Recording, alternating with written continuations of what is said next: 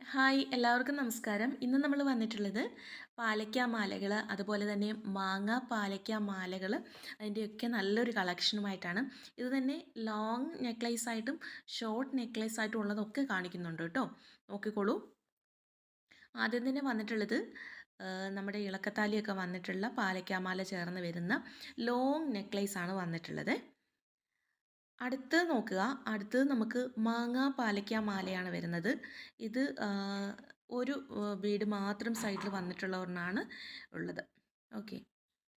അടുത്തത് വന്നിട്ടുള്ളത് രണ്ടെണ്ണം കാണുന്നുണ്ട്. സൈഡിൽ കാണുന്നില്ല, രണ്ടെണ്ണം വീതം രണ്ട് സൈഡിലുമായിട്ട് രണ്ടെണ്ണം വീതം കാണുന്നുണ്ട്. അടുത്തത് നോക്കുക.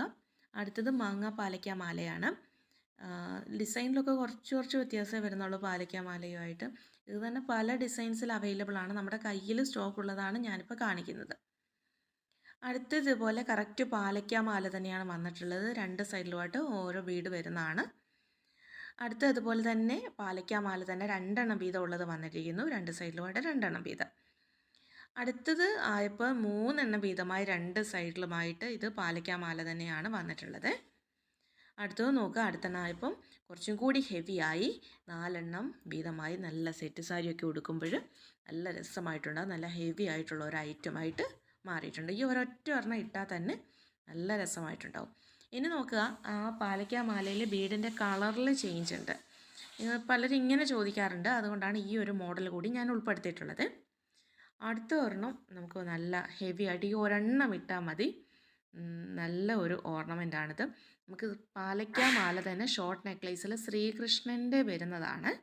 ഓക്കെ. അടുത്ത നോക്കുക. അതുപോലെ തന്നെ ഷോർട്ട് നെക്ലേസിൽ പാലയ്ക്ക മാലയിൽ വരുന്നതിൽ ലക്ഷ്മി ദേവിയുടെ രൂപമാണ് വന്നിട്ടുള്ളത്.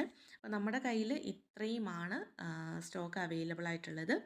അപ്പം നമുക്ക് അറിയാം നമ്മുടെ റേറ്റ് ബാക്കി ഏതൊരു ഇതുമായിട്ട് കമ്പയർ ചെയ്തിട്ടുണ്ടെങ്കിലും വളരെ കുറഞ്ഞ റേറ്റിലാണ് വരുന്നത്. കാരണം നമ്മൾ ഹോൾസെയിൽ റേറ്റിലാണ് കൊടുക്കുന്നത്. ഇതൊക്കെ ഞാൻ ഓൾറെഡി പറഞ്ഞിട്ടുള്ളതാണ് അല്ലേ. അപ്പോൾ ആവശ്യമുള്ളവർ സ്ക്രീൻഷോട്ട് എടുക്കുക. കാണുന്ന വാട്സാപ്പ് നമ്പറിൽ കോൺടാക്റ്റ് ചെയ്യുക. താങ്ക്